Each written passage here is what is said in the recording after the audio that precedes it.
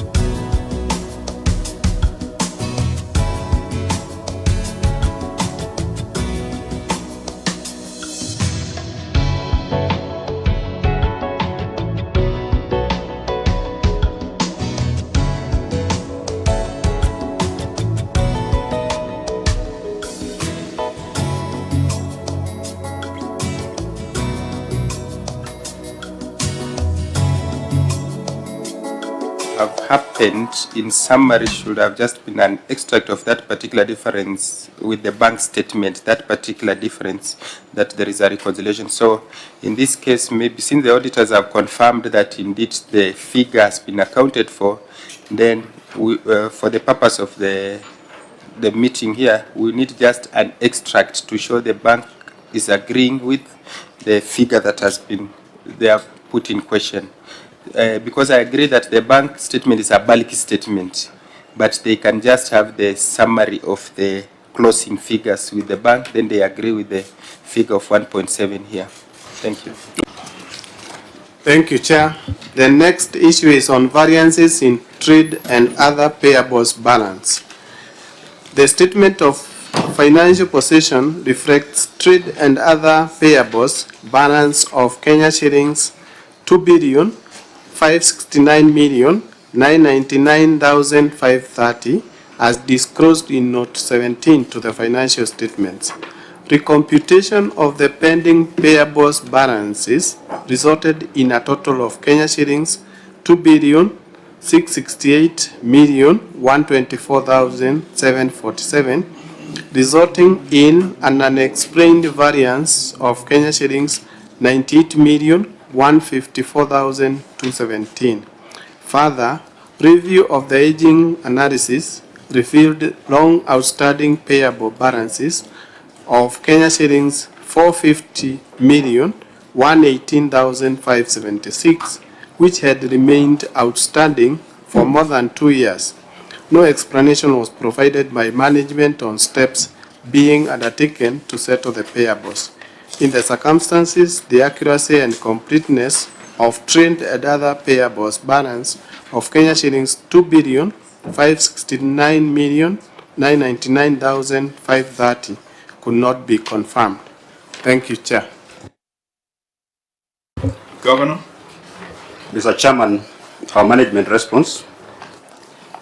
The variance of Kenya shillings 98152217 relates to employee benefit obligation or payables that had not been settled due to delayed remittances.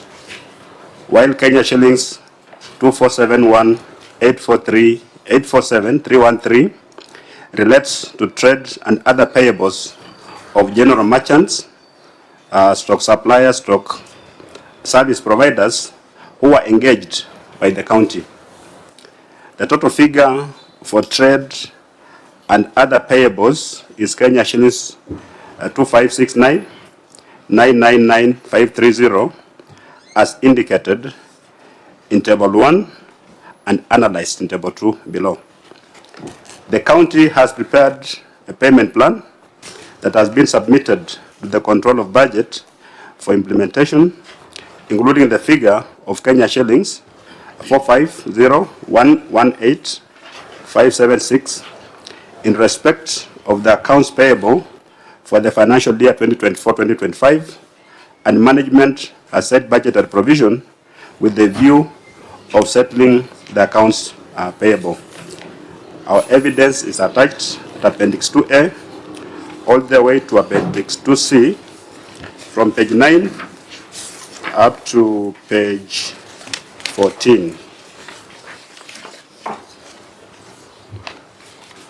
Auditor General, on the first limb of an explained variance of 98 million, what is your position? The position is that the lists and the explanation for that 98,152,217 has been provided as per Schedule 2C. And as you can see, mainly relates to employee-related benefits which had not been paid. Thank you, Chair. OAG, that 98 million was right there in the financial statements. Why did you refer to it as a variance? Really, if you look at the note supporting that expenditure or not supporting that liability, that's note 17. We can see the 98,152,217 hiding in plain sight. Yes, Chair. What was missing was the listing or the details. Your wording here is a variance, not detailed schedule. Yes. Were we asking the right thing? Probably should have been the schedule, but you are right that the 98 has been added as part of the payables in the financial statement. Secondly, the aging analysis, we would have expected that there would be, we've seen that in the other counties. The county itself does their own aging analysis. We can't see it in the financial statements. Which one is this that you're referring to? Because under that note on trade and other payables, I've seen the standard, the format. The county is supposed to do their own age analysis. I don't think it's the OAG that should age the debt. It's a county that should age the debt. You are right, Chair. However, we were provided with the aging, which is, I think on this occasion, they have provided us 2B. In the financial statements? No. Shouldn't it be in the financial statements? Yes, it should be in the financial statement. So why do we refer to, in your report, you are referring to an aging analysis that is not in the financial statement? That in itself should be an audit query. You are right, Chair. There should be the issue of missing aging analysis, as well as now the age of the payables. Honorable members, I'm a bit concerned that the auditor is talking more than the governor. Senator Sifuna, then Senator Cherargei. Me too, and maybe probably bring in the governor. Governor, this Appendix 2A, I have 2 issues with it. In your response, you said it is a letter forwarding a payment plan. But the text of the letter says, forwarded herewith, please find a list of pending bills.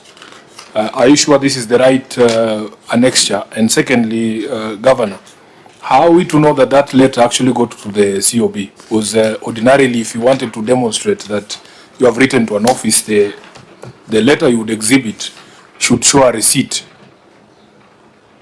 or a stamp saying it was received at such and certain place on a certain and such a date. You can deal with that, then we go to Senator Cherargei.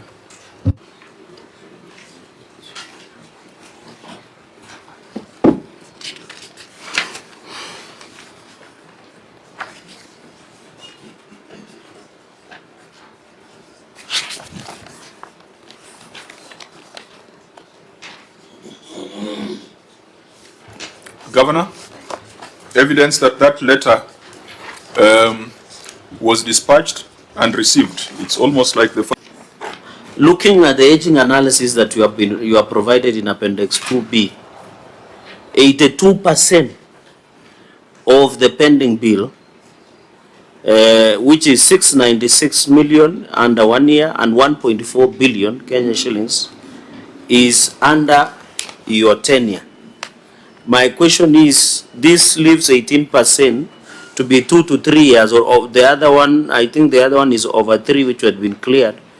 Why this 82% under a 1, 2 to 3 years, that out of 2.5 billion, almost 2 billion alone has been incurred under your tenure? And what does it imply on the many projects that are within Trans Nzoia County? And finally, Chair, looking at Appendix 2C on schedule of employee opportunities, employees benefits, finally, looking at these benefits that we have given, one of the criteria to county officers are tied to His Excellency's office.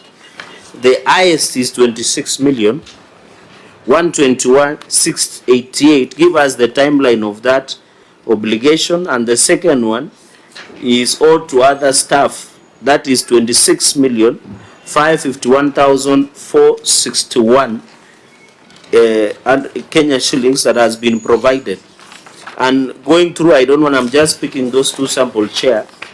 Can the governor give us the timeline and the presence of these individuals that cumulatively comes to around 98,152,217. Chair, finally, sorry, that will be my 3 questions for now. I yield back, Chair.